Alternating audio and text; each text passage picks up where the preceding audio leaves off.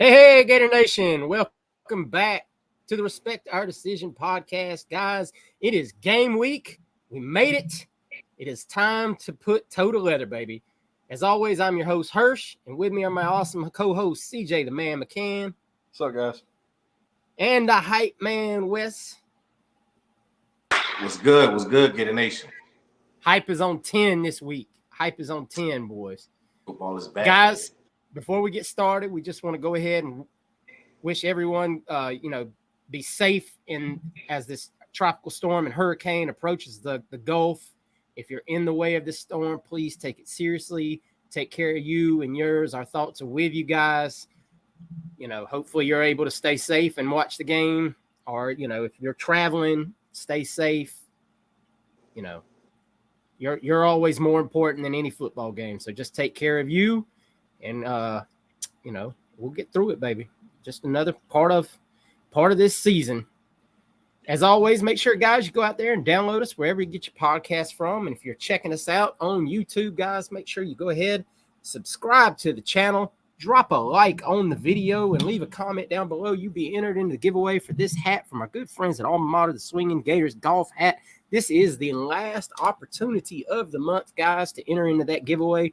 So make sure you've done those three things at some point in time during this month, that you have subscribed to the channel, dropped a like on the video, and left a comment down below. All right, boys. It's time to get into it. But before we do, we want to talk a little bit about our commitments. Friday nights have started up hot, man. High school football is in the air. Our boys took to the field last weekend, and some of them had some really good weekends. And, of course, unless you're under the rock, you've already heard about the weekend that DJ Lagway had, the Friday night that young man had. He didn't get to play a whole lot. I mean, just a half of football, but 19 to 21 passes completed, 425 yards, 7 passing touchdowns, 1 rushing touchdown, and 1 half of football. Now, yes, was his competition bad? Yes, they were. Did DJ play an excellent football game? Yes, he did. Our good friend Harrison, if you know Harrison, if you're on Twitter and you follow Harrison, he was at the game. He actually texted me the next morning and said that. He said, was the team bad? Yes. Did the kid play exceptional? Yes. Both things can be true at the same time. Because believe me, if he hadn't have put up these kind of numbers, people would have been complaining that he didn't dominate a poor team. So, young man did what he had to do. He was lobbying to try to stay in to set the Texas record for touchdowns in a game, but his coaching staff played it smart, got him out of the game. DJ had a phenomenal first week. Look forward to seeing it. I'm sure he'll drop about 10 points in the rankings after that performance. Word is he shrunk 2 inches at halftime. They're gonna take him. They're gonna take a few, boy. Speaking of guys that are quote unquote too short, Jamonta Waller had an outstanding game for his team out in Mississippi. Sacks, pressures, batted down passes at the line of scrimmage. I don't care what On3 or whoever says about this young man's measurables. If you watch this young man play football, you cannot help but be impressed. He has a non-stop motor. He causes havoc, or as we might like to say, chaos. Let's throw that out there. One more guy I wanted to hit on, Xavier Filsaime, was the player of the week at his high school. He had an outstanding game. He had like 6 tackles, 3 passes defended, a forced fumble recovered at the end of the game. I mean, just exactly what you would expect out of the 5-star safety out of Texas. CJ, anybody from Friday night stand out to you? How about frickin' Wardell Mack? I think he watched the Major Wright hit on Oklahoma a few times, and he got fired up because he went out there and laid the wood to somebody. Got called on a silly penalty. I'm absolutely crushed the guy. I think they just called the penalty because he hit him too hard, to be very honest. It was textbook. He just hit him. It's football. I love to see that. Jere Hawkins, even though he wasn't catching a lot, his stat line doesn't look really great. I think that's a lot to do with the quarterback he's playing with at IMG, because that guy was virtually unguardable for a team that is in the upper echelon, has a lot of D1 guys playing in the secondary. He does not have an accurate quarterback. I mean, Jure was just torching guys. I mean, you could really see that track speed come to life. Those are the two that really, I think, stood out to me aside from the obvious ones. But for sure, Jure Hawkins is every bit as fast as they say he is. Yeah, I watched some of that broadcast, and they were really pointing him out. And the other wide receiver, and I can't remember that young man's name, but they were beating their coverage. But their quarterback he's got a happy arm. He throws a little long, a little short, never quite right where it needs to be. Wes, anybody that stood out to you? I was going to talk about Hawkins as well. Like CJ, I mean, a lot of times you see guys that are track speed, track fast, and then it doesn't translate to the football field. His speed translates to the football field, and I just can't wait to hit that. I mean, speed. I mean, we talk about the guys that we already have on staff last year as far as receiver and their speed, but this kid has he's different. He's one of those guys that you like, yo, he's moving, and everybody is still standing still. Seems like that's how fast he is. So CJ gonna say it. I know he's fast. He's really fast. Yeah. He's so fast. He make fast people look not fast. Yeah, exactly. Exactly. It's kind of where Urban Meyer was saying that in the thing when Ted Ginn ran it back, he said he ran past us like we were just standing still, man. So that you love that type of speed because you can't coach it. And to see it, you know, we saw, like I was saying, his track highlights that were going viral about him, you know, being fast, but to see it in pass is a whole different thing. And I know Kendall Jackson had a sack on Friday night for Buckholz. Kind of hard keeping up with some of these kids. That's the one thing about trying to keep up with these kids at some of these high schools. Then you follow a whole bunch of reporters and things that cover your kids from 2023. Now you got to find all new ones for 2024 to try to keep up with all these kids. It's not all of them being DJ Lagway and getting the national exposure. But if you don't, make sure you follow us on our social media pages, especially on our Twitter. Every Friday night, we run the Friday Night Under the Lights thread where we try to post highlights as people tweet them out from various games of our commits. So make sure you check that out. It's running every Friday night into Saturday morning as we find clips later on, maybe in the night or on Saturday, we add them to that thread. I didn't do it this past week, but I steal them from the boys and I put them on the reels on our Facebook page so y'all can see them there too, like some of the things. So whenever they post them, I steal them and put them on our Facebook. Yeah, we'll make sure he gets that for the Facebook group next week. All right, guys.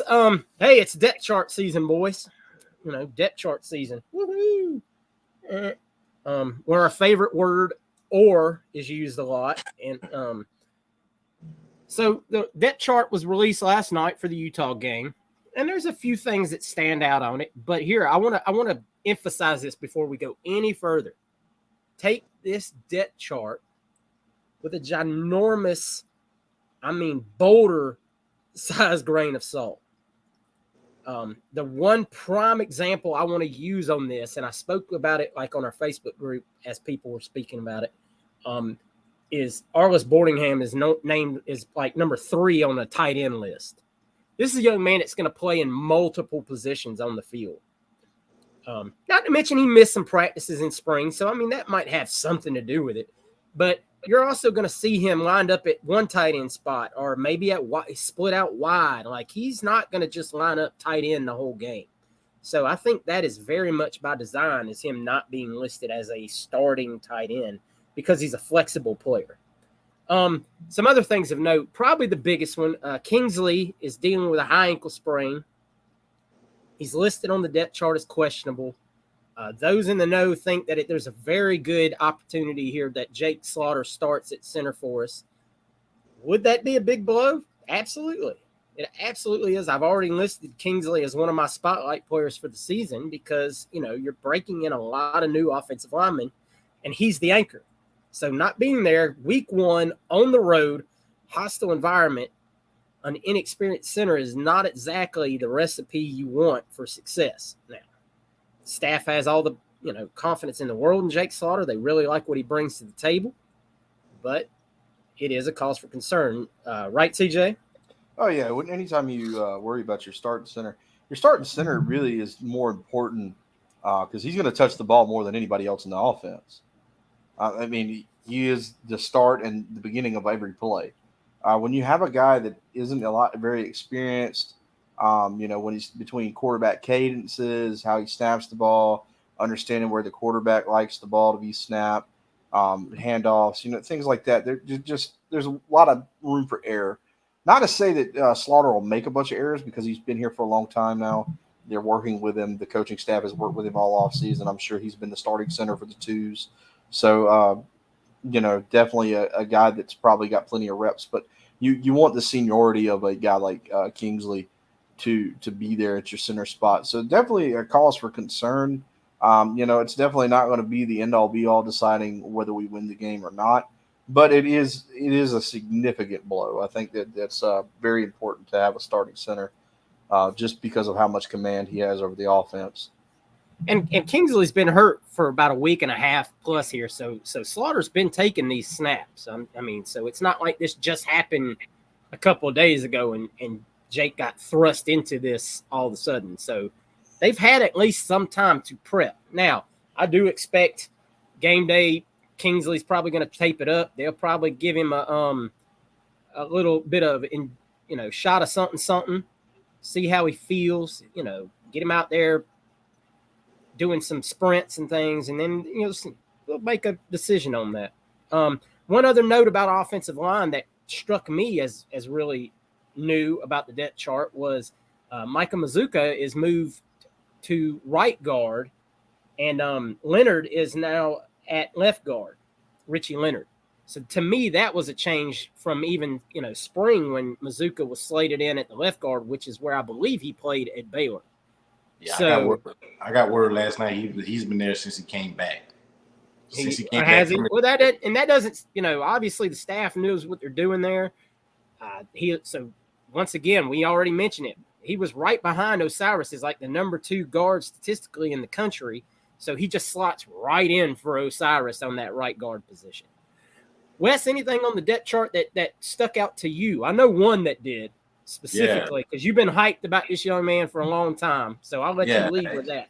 Yeah, even following his recruitment last year, he had a set date for his rest in peace to his father that passed away, and he wanted to commit on that date.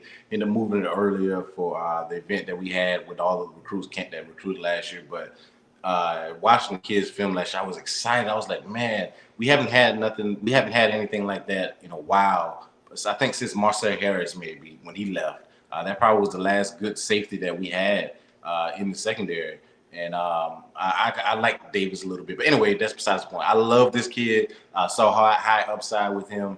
And he's talking about Jordan Castell, by the way. Yeah, Jordan Castell. Yeah, my bad. Did I never say his name? Never said his name. You got so excited. You just was like, ah. Yeah, people on the edge of their seat. They bought a ticket for the whole seat. They're only going to use the edge. But to me, he was going to pull it out and say Miguel Mitchell at the end or something. But Bro said, trading is back, everybody. But to me, I had issue, and I know we talked about it. I didn't think seeing Kamari and Mitchell on the field at the same time would be. It would worry me because I think they were. I told you guys I thought they were 2 strong safeties, and I think we needed somebody else back there with either or. I didn't care. I thought they were the same type of safety, and I wanted somebody else back there. And Castell earned it. He obviously the coaches saw it. Whether it was Corey Raymond, whether it was Coach Armstrong, whether it was Billy, whoever made the call, they saw it. And to me, that has to be another thing when we show recruits again that the best man is going to play. We're not doing this seniority thing. We had a 5th year, I believe he's a 5th year guy that came from Michigan with a lot of experience. He's back there. He plays the free safety spot as well. It wasn't about any of that. It was the best guy that performed well, that knew the defense, and he came and he did what he was supposed to do. And you got to love it. And I'll keep this short about Kingsley. I was on Kingsley a lot. Like, y'all know I've been on him with the snaps, he would get the whole offensive line in trouble, but he's the only one that is really offsides on everybody but the center, but it's really the center's fault. He would do all kinds of crazy stuff, but this worries me and excites me at the same time because I kind of want to see somebody else new, but then like Hirsch alluded to, you kind of don't want that on the road in this loud type atmosphere that you're going to be in week one. But fortunately, the injury was kind of like a week and a half ago where he's been able to get some snaps with the first team and make some calls and get adjusted. So, but I'm both worried and nervous, but excited at the same time because I want to see what the next guy has to offer. And Kingston went to SEC Media Day, so maybe he did improve and he was going to show me that he was ready. So I don't want to wish injury on anybody, but if Slaughter can come in and say, hey, it's my job now, I would love that as well. CJ, anything else stick out to you about the depth chart? Khalil Jackson being very high on the depth chart. Absolutely. Khalil Jackson has been a guy that has come in and worked his ass off to get where he's at. A lot of people are very high on Khalil Jackson. I like what I've seen from him. We've seen a lot of great tape on him. The guy, the spring game was very good for him. Seems like a guy who just wants it, and the staff's going to reward him. So you look at that as a guy that's gone from a guy that wasn't on scholarship to a guy that's now going to be playing significant snaps. As a guy that's just worked his tail off and earned his minutes, earned his reps. That's a big deal. The other thing was Kimber being over Devin Moore, and I think that's a lot to do with Devin Moore being injured so much last year. But two, Kimber, we really haven't got to see exactly what he's made of because he's been playing with a boxing glove on one hand for a long time, and that's never good. He's an older guy now. He's kind of a grizzled vet at this point. He's been in college for a while. He highly recruited out of high school. Got him from Georgia to enter the transfer portal. He flipped to us, and he's a guy that you were worried about with weight. He's kind of put on enough bulk to kind of keep him healthy.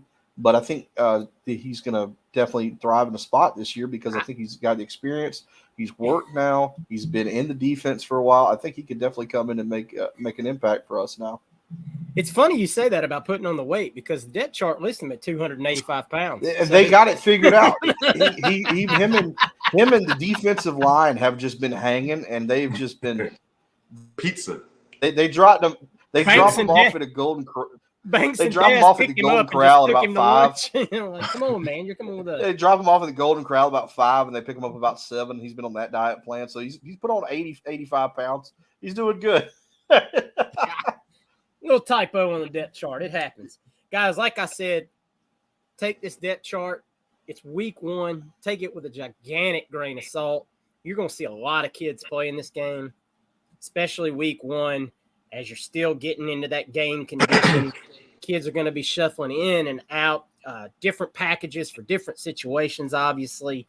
A lot of linebackers. It was a thing that stuck out to me. You got Scooby starting over Terada Mitchell. I mean, to me, Mitchell obviously very elder statesman of the linebacker room, transferred down from Ohio State. But I think that's a room where you're going to see a lot of guys in and out. You're going to see, depending on the situational football.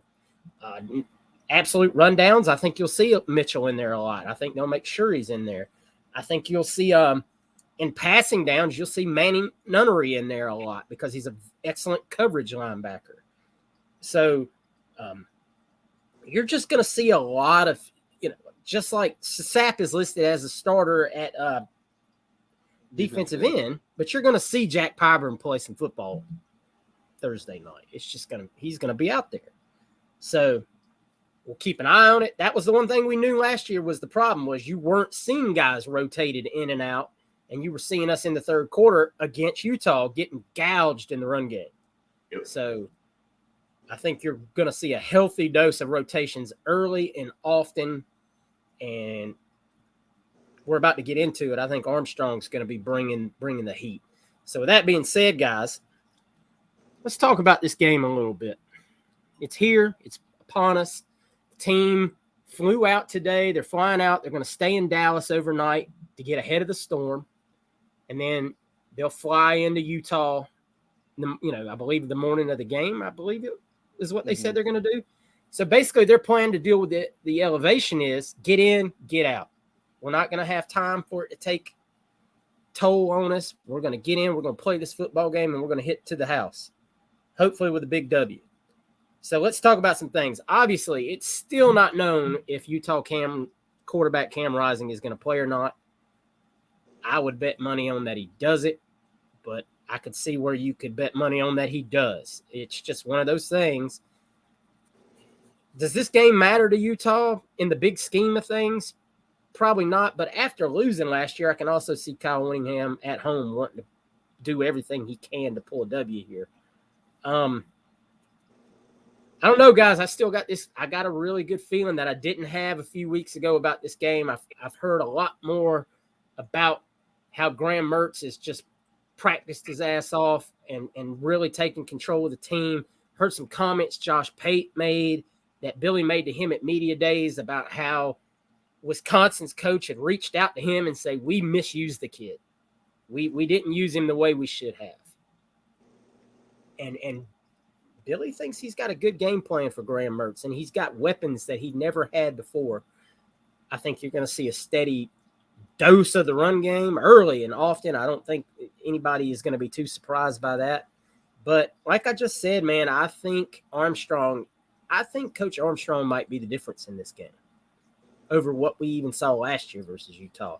I think you're going to see blitzes. I think he has faith to leave Jason Marshall and Kimber or Moore out on an island as pressure comes. I think if you have Cam Rising and he's not mobile, you're blitzing him. If you've got a quarterback without a whole lot of experience, you're blitzing him and causing confusion. And I think that's where the Gators are going to have an advantage in this game. CJ, what are your thoughts on this game? Cam Rising playing is definitely going to make a difference one way or the other. He's a phenomenal quarterback, one of the better quarterbacks in the country right now. Definitely not going to be 100%. Tight end won't be 100% either if he plays.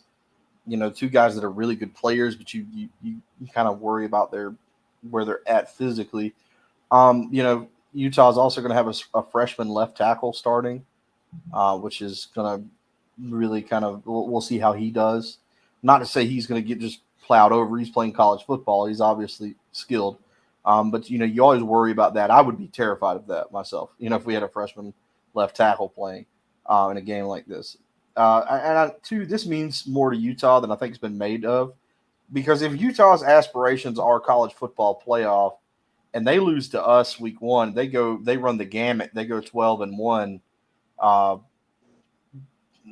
There's going to be a lot of talk, though, when they get to the threshold, especially if you've got a couple of really good SEC teams and you've got a really good Notre Dame team or a really good Ohio State team, really good Clemson team or Florida State, you're going to be looking at them and saying, yeah, they won all these games, but they're 12-1. The one loss was against Florida. And we've got other SEC teams that are 10-2, 11-1, what have you. We're going to put them in. So this game means a lot to them if they do have college football playoff hopes, because this could be a marquee win for them. And especially it could really help excuse a loss later in the season. Even if we are down, this is an important out of conference game for them, and how much that matters to the college football playoff committee. We're going to have to definitely attack. We saw last year the defense, in my opinion, for the most part of the game, played a really solid game last year. It just was when you got to the point where everybody was so tired and they were gassed because they weren't able to rotate in and out that you really started to see Utah gash us. So it wasn't like we just got absolutely pummeled last year against Utah. I mean, we didn't give up that many points compared to other games we played last year for sure. I think that we have a solid game plan for them. Their offense hasn't changed much, if all. They're pretty much the same team they were last year, with or without Rising, depending on what happens with him. You're just really going to be looking at the offense. We're going to look at the offensive line. They're going to have to step up. You're going to have to run on these guys. They're returning pretty much all of their defensive production from last year, aside from maybe one linebacker. I'm not really sure.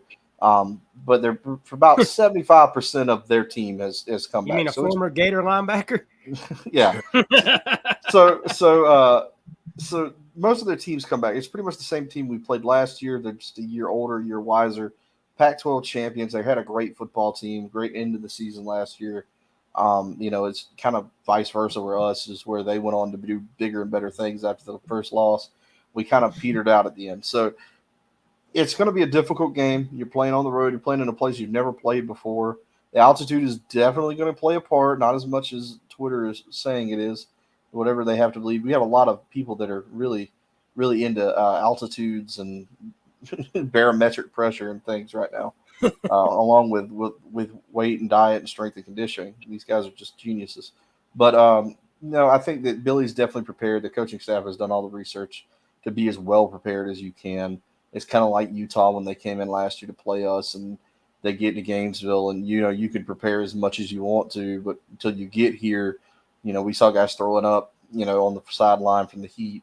So you can prepare as much as you want to, but it's going to be different in the game setting. But I think that we've made some strides. I think we've added pieces where we really struggled last year, specifically on the defensive line. You're not going to have a guy like Gervon was, where he was just absolutely gassed at the end of the game because he played almost every snap. You're going to be able to rotate those guys in and out. Secondary, you've got some young safeties back there, but we've heard good stuff out of Castell. Maybe the secondary plays a little better this year, especially with Corey Raymond being the coach for the entire secondary now. Austin Armstrong, if any indication of what we saw in the spring game, he's not afraid to be aggressive.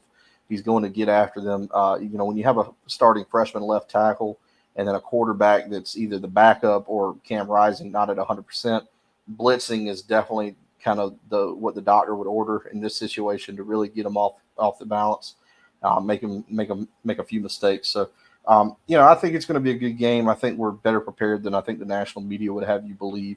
But that's okay. I don't want anybody thinking we're going to win. I'd rather be the underdog in this situation. All right, Wes, what are your takes about this game? Yeah, man. I'm with you. I think Armstrong is going to have a big influence on this game. CJ pointed out about the left tackle. You remember left tackle is a true freshman.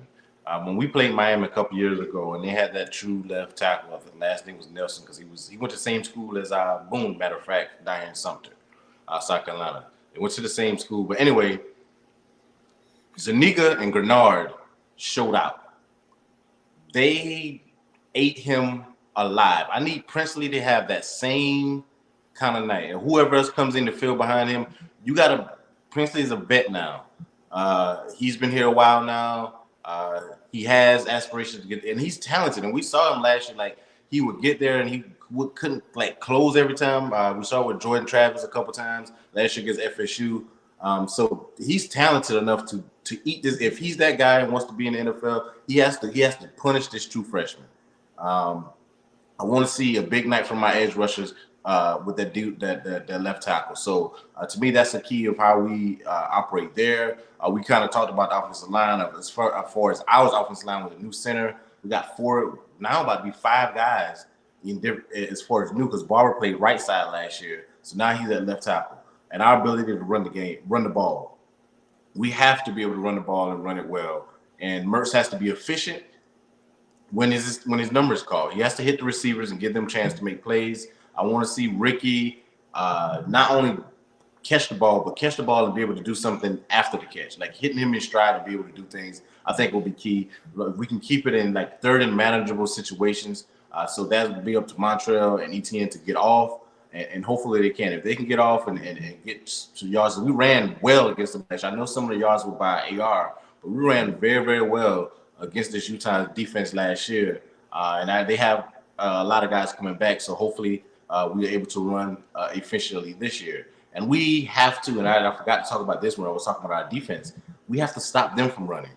In the second half, I know we had some guys tired, or we talked about our guys playing a lot of snaps, but that's where they ate us up. And I think that's the key with Rising playing. I think he had 7 rushes for 90-something yards, and they were key runs, especially on that last drive. I was freaking out, we can't stop him, he's going to score. He almost scored on one when he broke loose. So his ability to play, and if he does play, can he move like he moved last year against us? Will we keep him in check when it's 3rd and 4? Will we keep him in the pocket and keep our rush lanes? Because we know we didn't do that very well last year. We talked about that a lot. Cops not being able to keep contained. Can they keep contained and keep the guys in the pocket and make plays that way? So that is going to be very, very key to us winning. And I know Dalton Kincaid was their best tight end last year. He was a first-round pick. He went to the Buffalo Bills.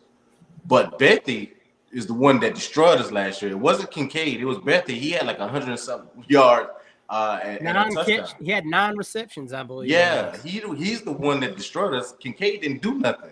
It was the other tight end. So we have to keep an eye on him. That's who they like to throw to. We talked about that last year on the pod. He's also coming off an ACL tear, though. Yeah, he's 9 months removed. So yeah, CJ said that. So hopefully, I don't want to say hopefully the guy can't play, but I just want, if he plays, we have to key on him because he ate our lunch last year. He destroyed Bernie, and Bernie ended up having to pick at the end. But I don't want to say it was Bernie's fault. He's just a good player. And sometimes good players make plays. I mean, we had Pitts. We had a great tight end in Pitts, and I don't care what they did, they couldn't stop Pitts. You know what I'm saying? So I would like to bracket that guy because I don't believe in their wide receivers.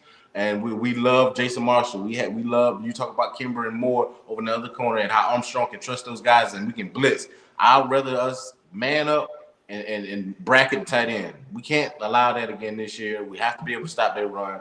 And I think the big key in the game will be whether or not Cam Rising plays. And if he plays, how well can he move? Because he didn't throw for a lot of their yards last year. It was more him rushing the ball in key situations that gave us fits last year. So those are my keys, each and every one of them, I believe. I don't think I missed anything. All right. Time to put our money where our mouth is. Wes, you're hot off of it. Score prediction. Score prediction. If Cam Rising plays, I do both. Both of them are victories. I'll just go ahead and get that part out. If he plays, 27-17. If he doesn't play, 27-10. He's good for another 7 points. I can't believe he picked us to lose both times.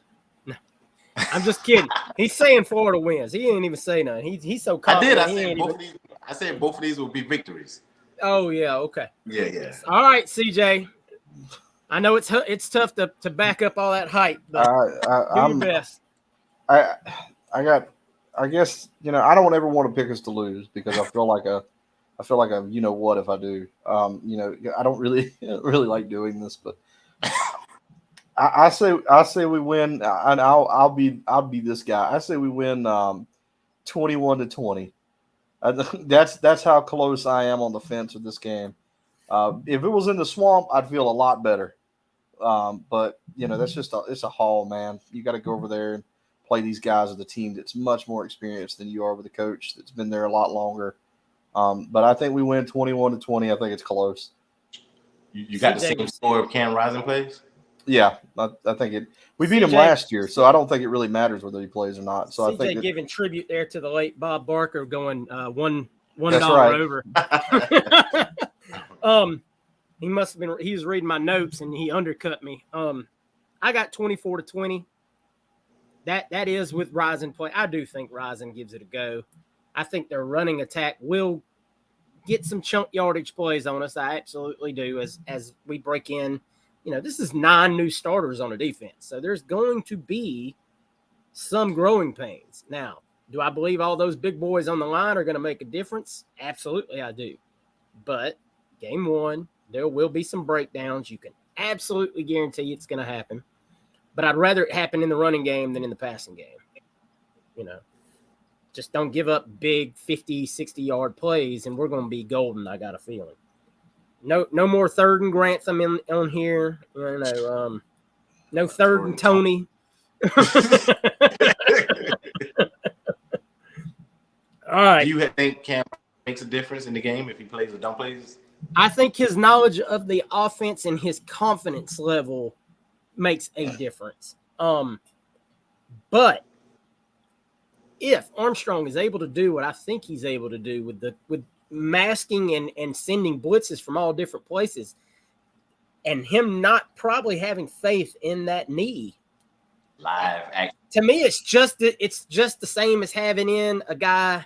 Now, granted, Rising's better at knowing, okay, this is where my target's going to be, because he's worked with these guys a lot more probably.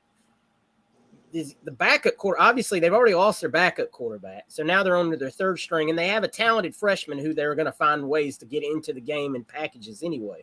I believe Whittingham has already said that, so you got to be prepared for that.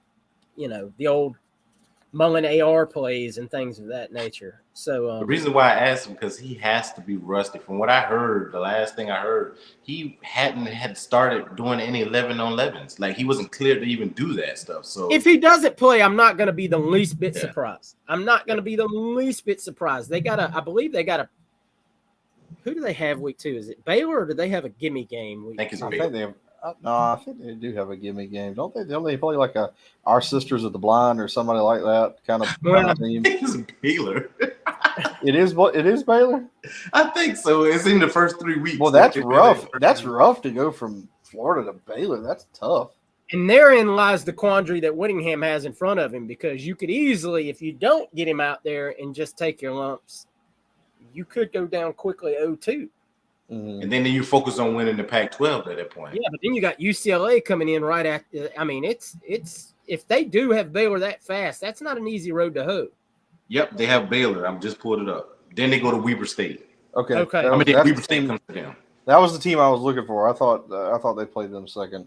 Nah, see, now I could still see him saying, "Okay, I want Rising to sit one more week, get him in versus Baylor, sit him against Weber, maybe." I don't know. I mean, it's not an easy decision for Whittingham if you have any kind of long-term aspirations for this season with him as a senior and the tight end as a senior, but you can't be loyal just to 2 players. You got a whole team full of kids you have to make the best decision for. Sure. And Kyle's an old school coach, man. He's he learned under the tutelage of one Urban Meyer, and we know how that goes. All right, guys. It's time to make a season prediction. We're here. We're ready. I started with Wes for the game prediction. I already know it's going to be hype from Wes. So I'm going to let CJ break us in slow here with his season prediction, and then we'll let Wes really blow the roof off. CJ, what do you think? I've got a 7-5, 8-5 with a bowl win. I think that's where I'm at. We could easily go 8-4. We could easily go 6-6. So I'm going to hedge my bet. I'm going to put it 7-5. It's just a tough schedule, and it's going to be tougher next year. But you've got a tough schedule with a bunch of kids that are young or haven't played a lot together. There's just going to be growing pains. I'm not really concerned so much as other people will. I think everybody else is like, 7-5 is a failure. We need to get a new coach. Whatever. I don't care. But 7-5 to me is kind of where we're at. You've got a lot of teams. I think we'll win a game we're not supposed to. We'll probably lose a game we're supposed to win. It's just one of those kind of seasons where you've got Arkansas, you've got LSU, you've got a much improved South Carolina, you've got Georgia, you've got Florida State, Missouri. They're always a challenge for us for whatever reason. Kentucky on the road at Kentucky, Tennessee coming to the Swamp. So it's not going to be an easy slate of games, but I think 7-5, 8-5, you win the Relia Quest Bowl or whatever they're calling it now. And you build on next year, you get your guys in from this great recruiting class, and you really start to go to work the next year. All right, Wes, this is your time to shine, baby. What do you got? So we're not going to go 12-0. I'm not going to say 11-1, but I think we go 10-2. The floor for this thing, I'm serious. I think we go 10-2. And the reason why, and I'm saying that, but this Utah game will give me this Utah game will let me know where this team is at. Because it to me is the defense and Mertz. I need to see how our defense look, and I need to see how Mertz looks. I know people want to say South Carolina's improved. They still have old boy at QB. We talk about Kentucky, who was horrible last year. Tennessee comes to us this year. Those are games that people would consider coin flips, and I don't see why it can't flip on heads for us. So I think LSU, Georgia, and FSU might be, and we have them at home, FSU, and we go to LSU and Georgia. And I'm not saying we're going to lose yet because that game hasn't come. And I need to see how Georgia and Carson Beck looks. I need to see how LSU and Daniels look in year 2. But I think those 3 games are the games that would probably give us fits. So maybe 9-3. But the coin flip games of South Carolina, Kentucky, and Tennessee, I have us winning.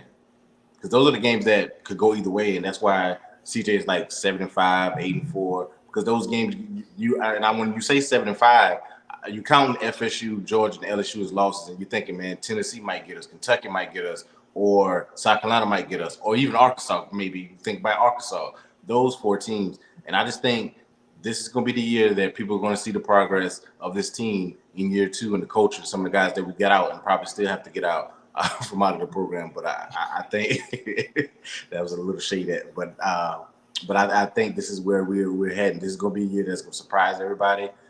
Billy's been kind of weirdly confident, man, in his press conferences about things. And not CJ, but Hurst mentioned what I think Paul Chris told Billy about them, the way they use Merce and how they didn't use him the right way. And we talk about our weapons and our running backs. And I said Armstrong, but I think the offensive line as well. The offensive line, Armstrong and Merce, they're going to show me and you all the progression of this team. 10-2. All right. We don't call him the hype man for nothing.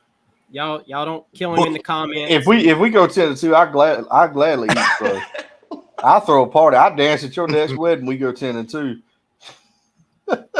All right. I had on my notes right here. I mean, it's in my notes. 7-5. But CJ said 7-5. So I'm up in the bets. Go up.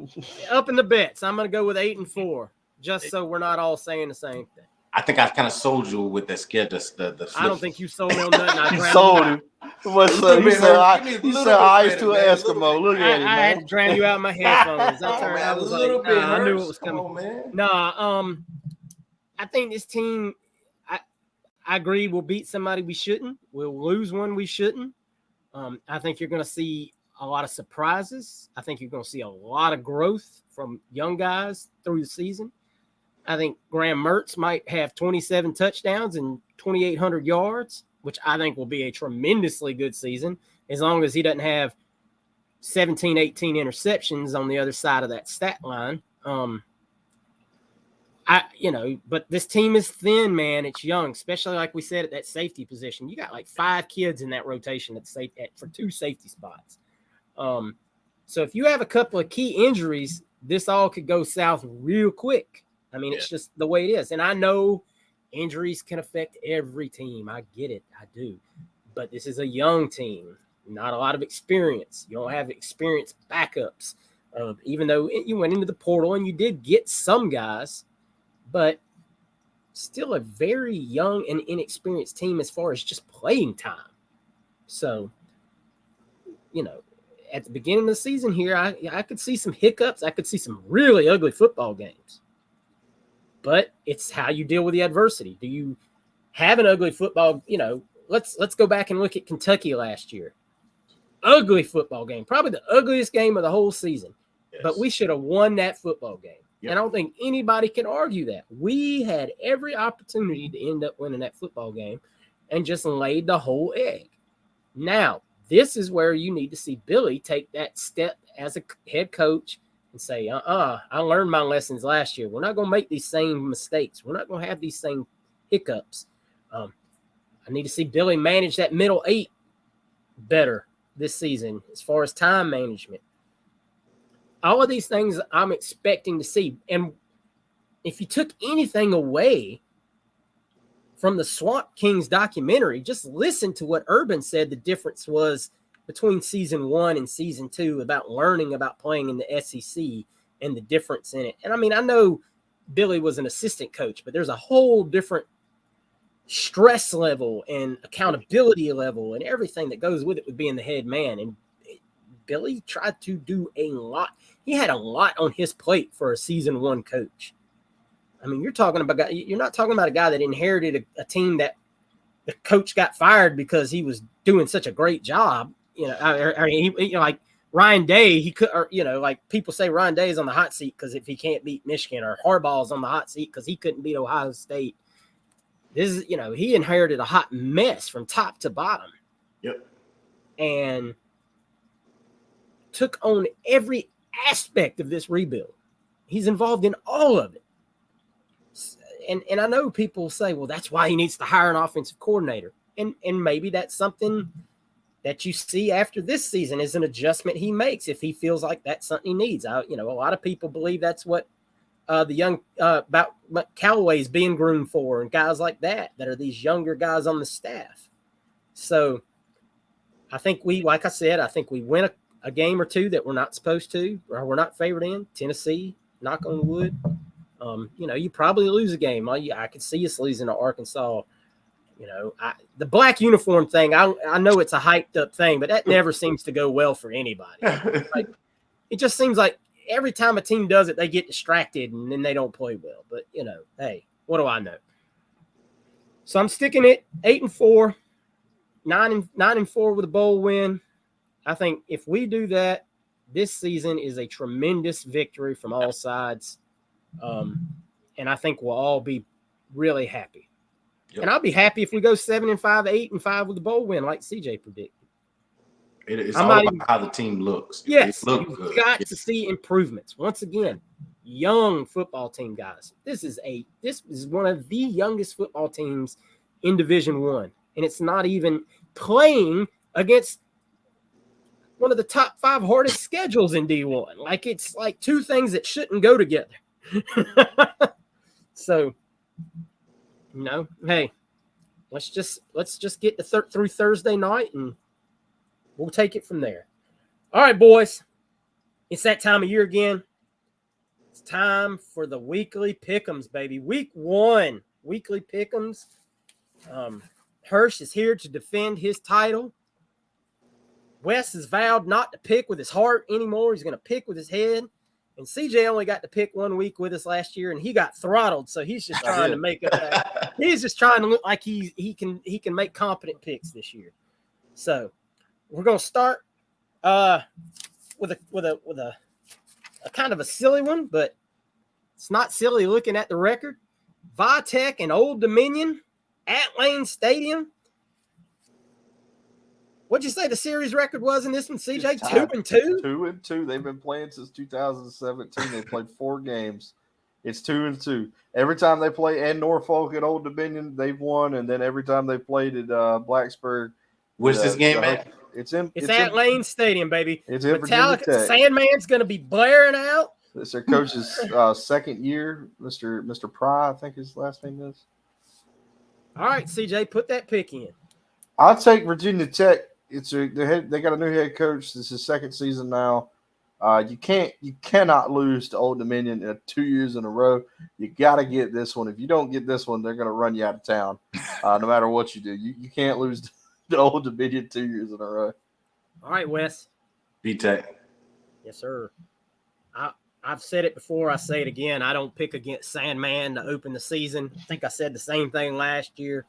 There's nothing that gets me hyped more for college football outside of anything Florida related than listening to Sandman and seeing all those Vitek kids and jumping up and down, getting hyped up. That's one of my favorite scenes in college football. Go Hokies. All right, game 2 in the kickoff classic from Mercedes-Benz Stadium, Georgia Tech versus Louisville. Wes? This game is so freaking hard to pick. Yeah, it is. I'm going to go with Louisville. It's at Georgia Tech? No, it's in the Mercedes-Benz Stadium. Technically, it's in Atlanta. Louisville. All right, CJ. Man, they probably wouldn't let me live here anymore if I didn't. I'll go with the Yellow Jackets. I'll take Georgia Tech. Good luck to them. They both got a new head coach.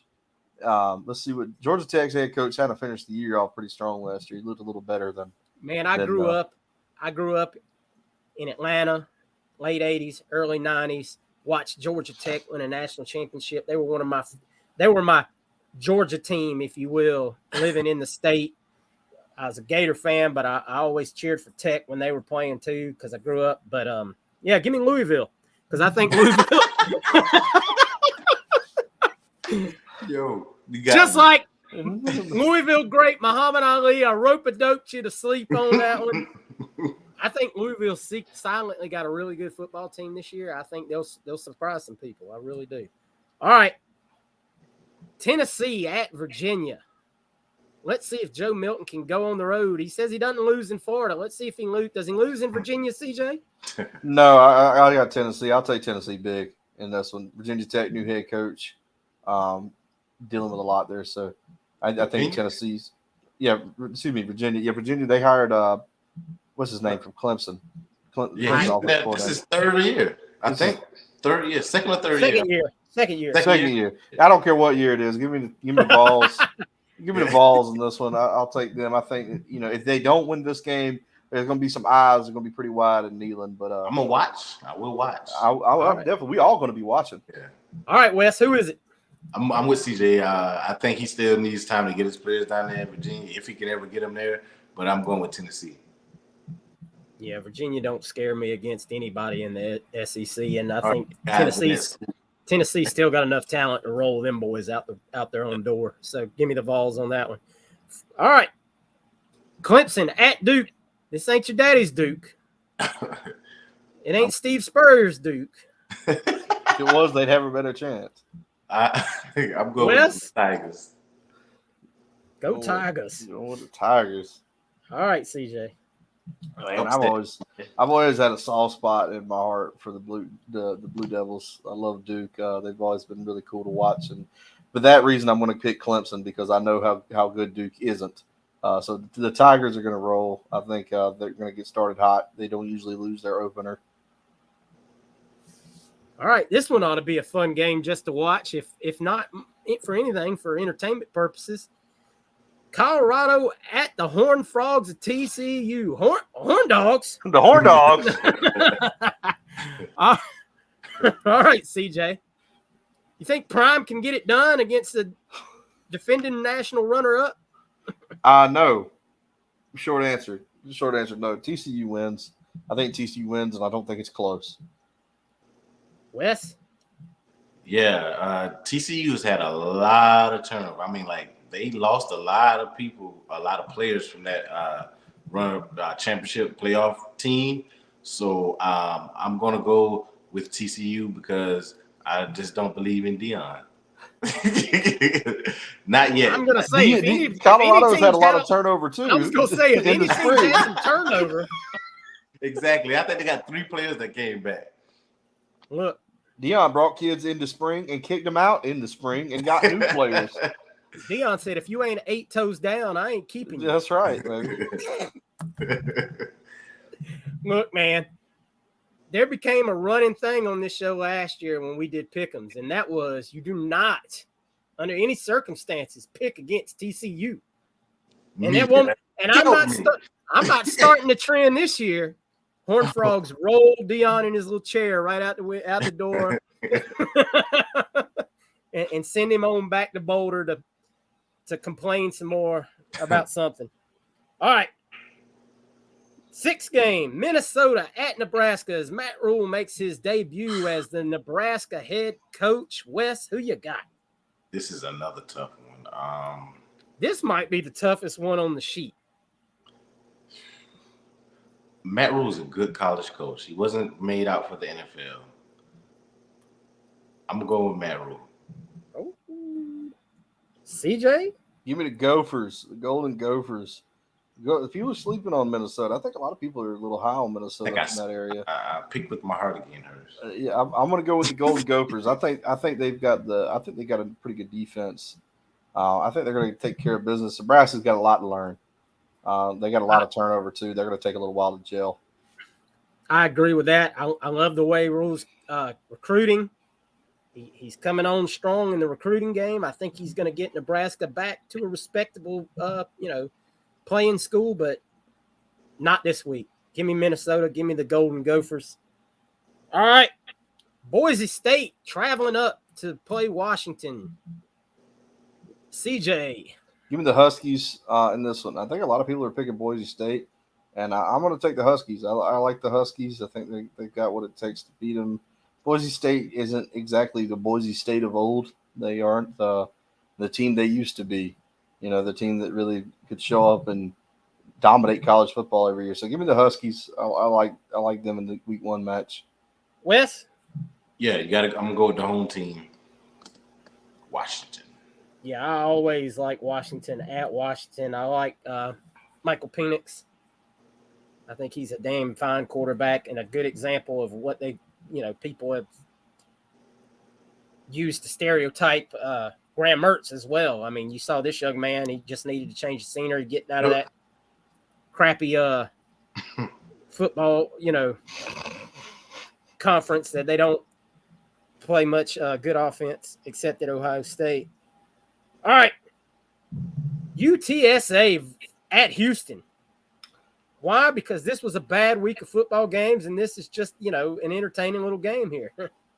What, CJ? It's Doug Belk's second year as the head coach at Houston, I think. Yep. TCU. UTSA had a great season last year. They were actually, I think, like 10-2. They had a great year. Their coach decided to stay. But I think that Doug Belk's got a lot to prove. I'm going to take the Cougars on this one. I'll take Houston. I think that Doug Belk is going to be out to really kind of cement himself back to where he was prior to taking the head coaching job. Wes? I'm going to go with Houston as well. All right. There we have it, boys. I agree. Houston at home. All right. Now we got a couple of thinkers right here, boys. In the Dukes Mayo Classic, UNC versus USC, South Carolina Gamecocks. Rattler versus May. Wes, who you got? This is a doozy. I know South Carolina's not ranked, but I don't think they're like way out there. They're like 27, 28. If they're in the others receiving votes category right there on the cusp. I'm not 21st. Yeah, and I don't know how good North Carolina is. I just think it's Drake May. You know what I mean? I think they're ranked there because of May. I don't know how talented they are. I'm gonna go with South Carolina because I think they're gonna beat Georgia this year too. So I'm gonna go with USC. You heard that here first, folks. Yeah. Episode 1 Week 3. Week 1 Pick'ems. Wes predicting. CJ, who you got? Give me the Tar Heels. I think this game is going to be one of those games. It's going to be like 50-something to 40-something. I think that they're both going to absolutely go in and put on an offensive explosion. I'm not confident in either team's defense. I'm just going based on the fact that I think I like Drake May a little more than I like Spencer Rattler. A little more than I like Spencer Rattler. I'm not as high on Drake May as a lot of folks. I think I'm higher on like Sam Hartman than I am Drake May, but that's just. I'm going to tell you right now. Beamer Ball ended the season on a roll, and I really like the direction that program was going. And I'm gonna go ahead and pick South Carolina in this game. I got a feeling that they're a better overall football team than Drake May is just a one-man show up there. And I'm not buying it. I wasn't real impressed with him in what I saw in some of the doses I watched him last year as well. But if he'd have come to Florida, he'd have been the best quarterback in the without a doubt. So, all right, boys, here's the big one that's not obviously Florida. The game of Utah. LSU versus FSU in Orlando. Kind of a neutral site game. Boy. This ought to be a fun one. CJ, who do you have? Y'all ain't gonna let me come back on the show next week. I'm taking the Noles. Give me the Noles. I think the Noles beat LSU. LSU just seems like there's too much going on over there. They got suspensions. They got guys fighting in practice. And I'm just worried that they're just not getting it together. I'm worried if there's too much internally that's bothering them. And Florida State's a talented team. They brought in a lot of talented pieces. I know we don't like them. I really don't like them. I live 30 minutes from Tallahassee. I'd love to see them lose. I'm not rooting for them, but I think if Florida State wins this one. Wes? I need Harold Perkins to have like 10 sacks. I'm going with LSU. I need him to destroy Florida State by himself. LSU Tigers. Go Tigers. I'm on board. I think Mr. Perkins is going to gatter all night. He's going to get after that ass all night. That is a player the likes of FSU didn't get any kind of dose of Mr. Harold Perkins last season. If they're going to get the full up close and personal view of what I think is a top 5 player in the country, regardless of position. It's Micah Parsons of the college football. I think that young man is a number 1 future pick. I don't disagree with you. I think he's in the same vein as we talked about Will Anderson. I think he's one of those guys that he's a great player, but is he enough? That's where I'm. That's where I'm at. I think he. Let me put it this way. I think he can be disruptive enough, and I got to see Travis beat a ranked team. I have got to see him make plays against a talented football team when it counts. Not a Oklahoma team that's got 4 to 5 losses, not a Florida team with 5 losses or 6 losses, 5 losses. I'm sorry, not any of those other ACC teams. He couldn't do it against Clemson. He couldn't do it against NC State. And who was the other one in they lost? Wake Forest. Wake Forest. The 3 most talented teams that he played that were ranked last year, he wet the bed. So this will be his get. Now, if he proves it, I'll come on and say, hey, that man has taken the step. But if he wins this game and he shows out, then he's probably right into the Heisman conversation. And obviously Verse is a very talented guy on the defense, but I think LSU has more overall talent that didn't come from the transfer portal. Now, yes, they do have some internal issues to get over, but I'm going to take the Tigers all day before I pick the damn Nolas. You can bet your money on that. All right, boys, that's it. That is the week 1 pick'ems. They're in the books. The picks are recorded, and they will be televised next week. The revolution will be televised. The revolution will be televised, and we will know who's on the way to being the champion this year. Probably gonna be me, but I'm just saying. No, I'm just kidding. I think Wes is serious this year. I think last year he was just trying to be like some kind of a celebrity picker or something. He was trying to be like Luke Bryant coming on and picking guys versus All right, guys. Once again, please, if you're in the path of this hurricane or this tropical storm when it gets to you, stay safe. Take care of you, your family. And if you got power and you're bored, hopefully you're listening to this podcast and other podcasts. And if you are, go ahead, drop a subscribe on the channel, and like on the video, and leave us a comment down below. Leave your record predictions in the comments down below, Gator fans. We will read them. We will drop a like on each and every one of them that you do. CJ, what do you got for the people before we leave? Hey, guys, just make sure you're always checking us out on the Twitter. Check us out on the Facebook. Thank you for supporting us as creators. Leave your comments below in the YouTube. Tell us how wrong we are. Tell me how wrong I am. You guys like to do that a lot. That's fine.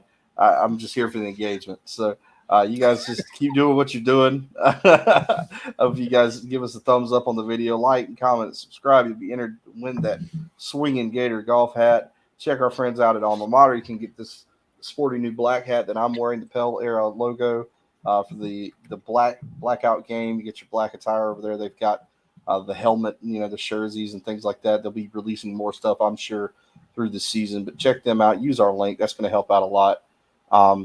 Just great for you guys. I'm so glad we've got football season finally starting. It's finally here. We've got real, actual, honest to God football to talk about. Keep up with the conversations with us. We love talking football with you guys. Keep the questions coming. If you guys have any questions for us, leave them below in the YouTube. We'll try to get to them. We're not doing the pot of the people right now during this season if you missed that last week. So just letting you guys know, we will be back with another show Mr. West is going to tell us about. Yeah, we will be doing a show on Friday morning. So you should be able to, you guys probably get that Friday afternoon. Not every Friday morning. Yeah, but, just because, since the game is Thursday, it can't be every Friday morning because we don't play this Saturday. So we gonna know. We gonna know what's gonna happen. Check out our reactions from the game Thursday. We will probably have that out sometime Friday afternoon to you guys. So you guys, or evening, either one, but you guys will be able to hear our reaction to the game which will be this Thursday. And as Hirsch said, you guys take this seriously. Be safe down there. Get out if you got to get out. If it's coming your way, don't play around with this. Just wish all you guys prayers. I'm praying, guys. So I pray for all you guys' safety and you get your families and you be safe throughout the storm and get you safe. I don't know what state you might go to next door, but get in a nice hotel and watch the game on Thursday. Enjoy the game Thursday. So, and our link will be in the description of the title of this episode. So click that to get your shopping on for Gator gear for the season if you need some more gear. And that's it. So as always, go Gators 10-2, baby. Go Gators. Work them Go Gators, baby. Get that dub. We will catch y'all next week.